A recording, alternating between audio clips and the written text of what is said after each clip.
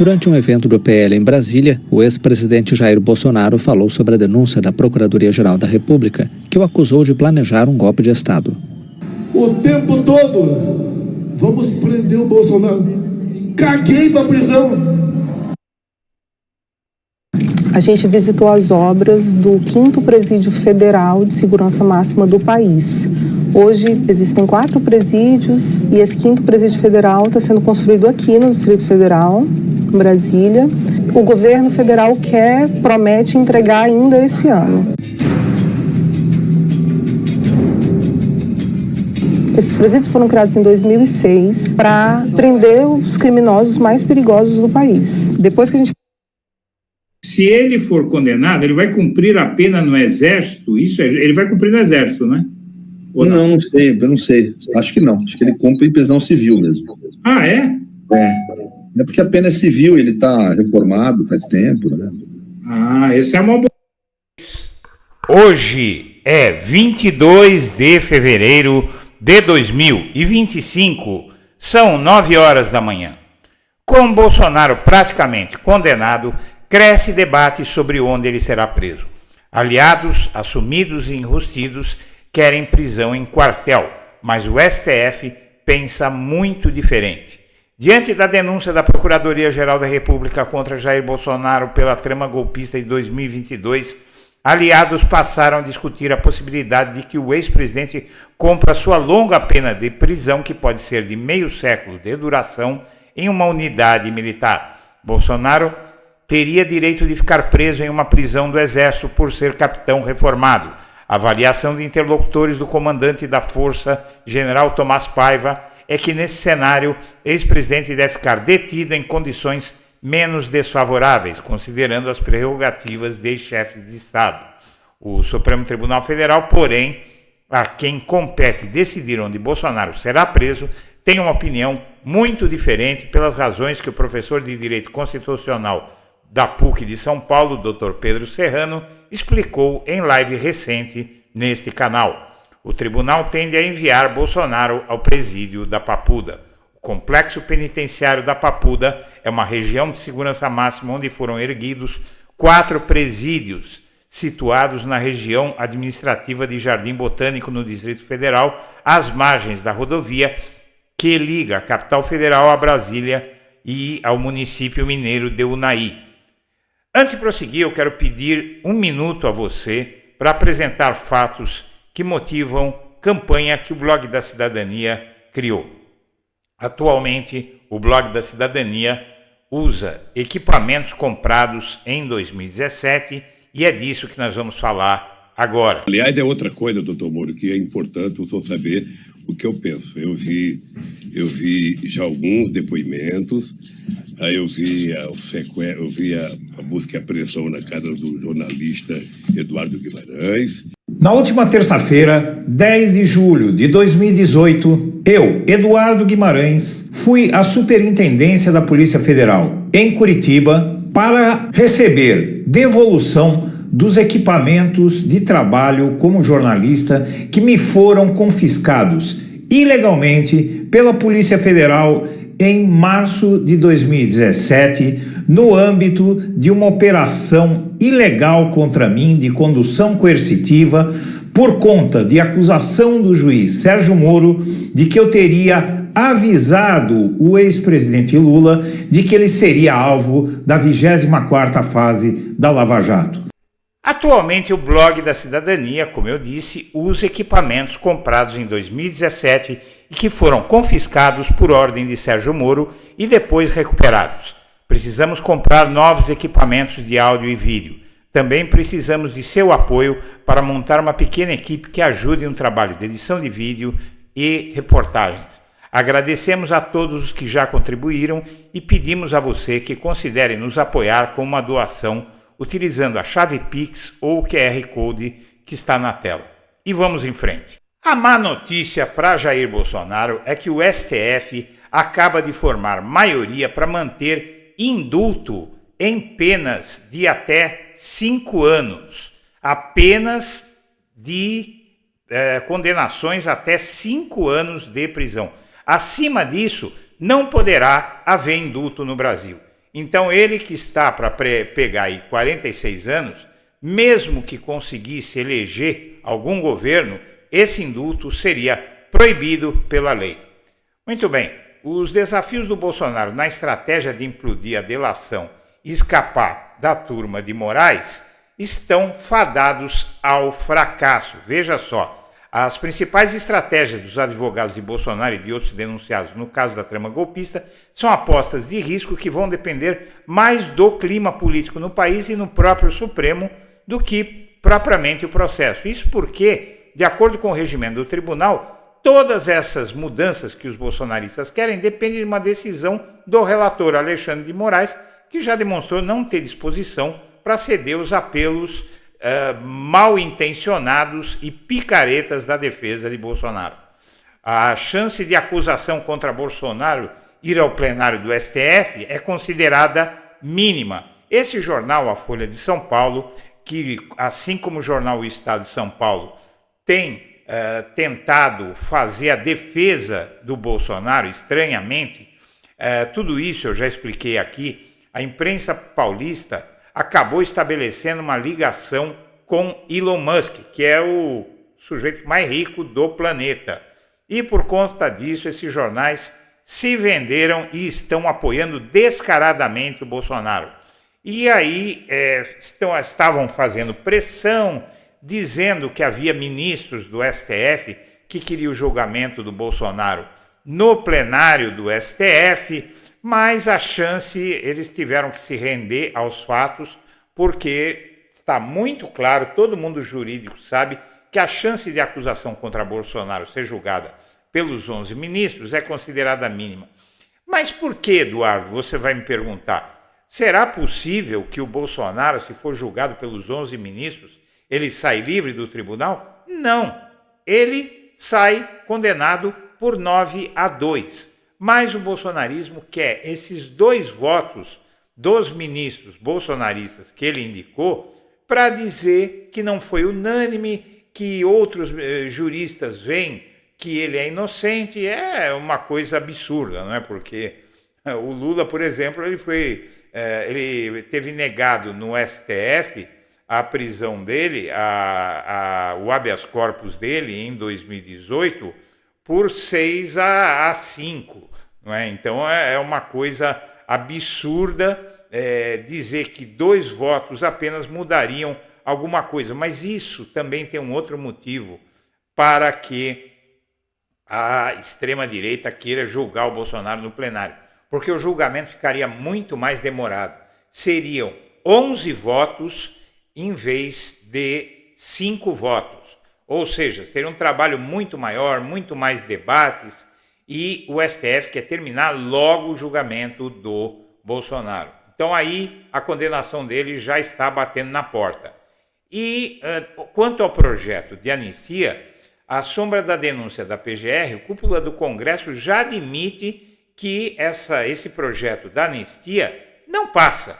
Não passa. O entendimento é que se fosse pautado nesse momento, o projeto não teria votos suficientes para avançar sequer na Câmara, onde o texto tramita, porque vai ficar feio com tudo que está aparecendo do Bolsonaro. Na verdade, as estratégias do bolsonarismo há muito tempo estão dando em nada, não estão funcionando. Não funcionaram na eleição de 2022, ele foi derrotado, eles agem como se estivessem ganhando todas, mas eles estão perdendo todas, e você já vai entender. A oposição, inclusive, ignora o sinal do presidente do Senado sobre o tal projeto de anistia. Ele já falou que não vai pautar. Já deixou muito claro isso. Então, se passasse na Câmara, tampouco não passaria de jeito nenhum no Senado. E, além de tudo, o Bolsonaro, além de uma pena de prisão de 46 anos, ele vai ter uma inelegibilidade que pode chegar a 50 anos, ou seja, esse sujeito está fora da política. E com a desmoralização dele, que se viu através dos vídeos do Mauro Cid, eles estavam falando em tortura, que o Mauro Cid foi torturado e foi obrigado a delatar, e isso é tudo conversa, os vídeos mostram que ele foi tratado com respeito, com cordialidade, foram perguntas e ele respondia se quisesse. Então, as respostas dele, está claro que foram espontâneas, e isso desmonta a tese deles, não é? A tese dos bolsonaristas, e deixa muito claro para a sociedade que realmente os crimes aconteceram, até porque o Mauro Cid não falou apenas, ele apresentou provas, e muitas provas materiais, documentos, áudios, vídeos. E o que acontece é o seguinte: o bolsonarismo, ele tem feito apostas erradas há muito tempo. Os bolsonaristas disseram que queriam ver os vídeos da delação do Mauro Cid, porque não acreditavam, achavam que o STF tinha mudado as coisas, tinha inventado fatos que não tinham sido ditos por Mauro Cid. Aí o Alexandre de Moraes simplesmente foi lá e liberou todos os vídeos. E aí, esses vídeos da delação do Cid foram um tiro no pé da defesa de Bolsonaro ao pedir a liberação desses vídeos. Quer dizer, eles queriam ver apenas eles os vídeos. Mas o Alexandre de Moraes falou: vocês querem ver os vídeos? Tudo bem, só que todo mundo vai ver também. E divulgou todos os vídeos. E os vídeos que mostram a delação do Mauro Cid foram um tiro no pé dado pela defesa do Bolsonaro, pelo seguinte: o tom de voz do Cid era um tom de voz de quem estava falando e se lembrando, sem ser pressionado, então ficou difícil. A defesa do Bolsonaro acabou, na verdade, mostrando que o processo foi feito de forma tranquila. É simples assim. E o fato é que os aliados do presidente da Câmara, enquanto isso, e a oposição ao governo, admitem que hoje o projeto de anistia, se fosse votado, seria derrotado. Vai caindo aos poucos, uma a uma, as esperanças, vão caindo uma a uma as esperanças do bolsonarismo.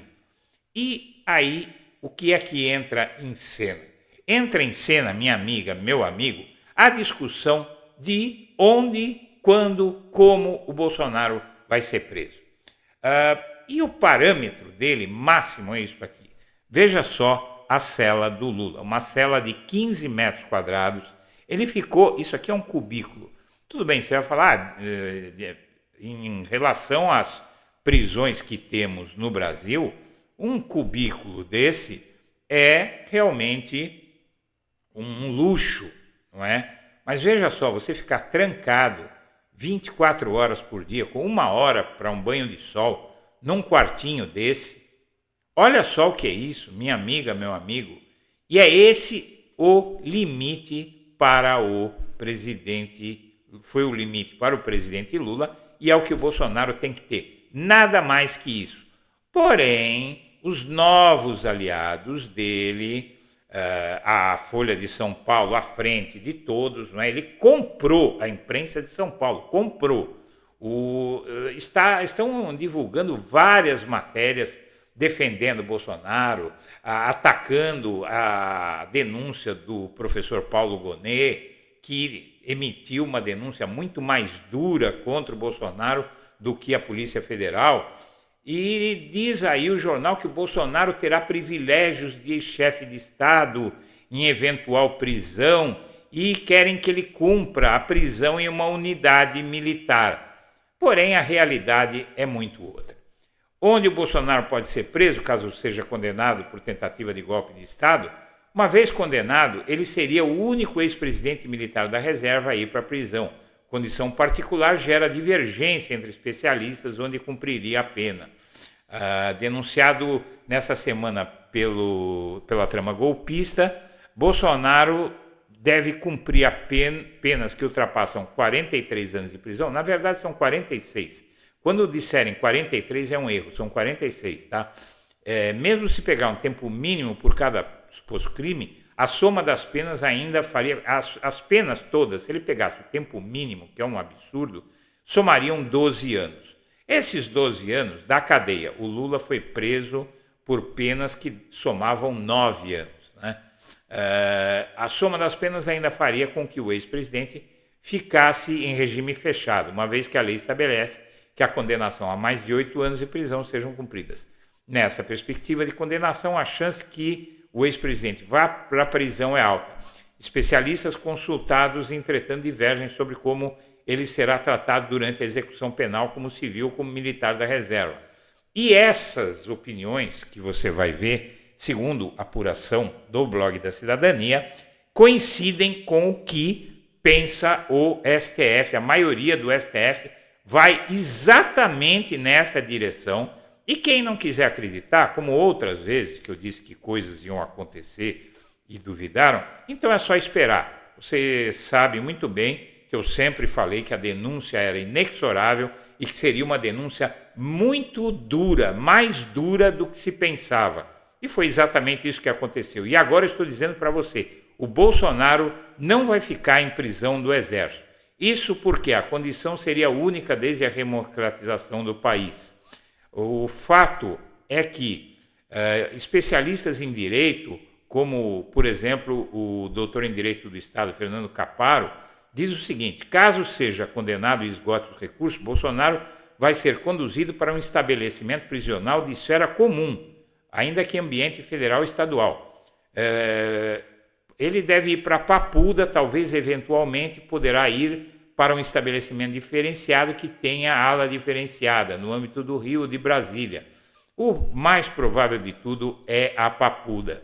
Para ele, apesar da condição de chefe de Executivo Nacional, prepondera sobre a patente militar. Isso não quer dizer, saliente especialista, que Bolsonaro ficaria em qualquer presídio em caso de uma eventual condenação. Pela distinção do cargo que ocupou, ele vai cumprir a pena em um alojamento especial igual ao do Lula, mas com outros direitos garantidos à população carcerária, como visita e saidinha, no mesmo regime que os outros presos. Então, o Bolsonaro vai ter saidinha. Será que ele vai pedir para que não haja saidinha? Minha amiga, meu amigo, o fato é um só. Esse sujeito vai ser punido e não vai ter regalia nenhuma. O STF já bateu o martelo em cima disso. Você vai ver essa informação aparecer. Guarde isso que aqui está sendo dito pelo Blog da Cidadania. O STF vai colocar o Bolsonaro na penitenciária da Papuda, numa sala, não vai ser numa cela comum, vai ser numa sala com banheiro e nós temos que medir até quantos metros quadrados essa sala vai ter. Não pode ter computador, não pode ter nenhum tipo de luxo para o Bolsonaro nessa cela. Senhoras e senhores, eu agradeço a atenção e deixo meu abraço para todo mundo.